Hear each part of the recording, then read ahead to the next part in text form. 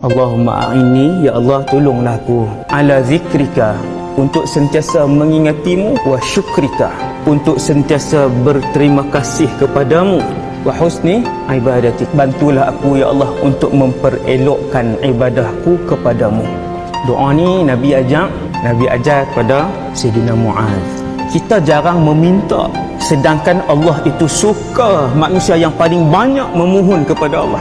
Lepas Nabi sebut tu, aku sayang kamu wahai Muaz, jangan tinggal tiap-tiap kali selepas kamu solat, selepas bagi salam, Allahumma a'inni ala zikrika wa syukrika wa husni ibadatik.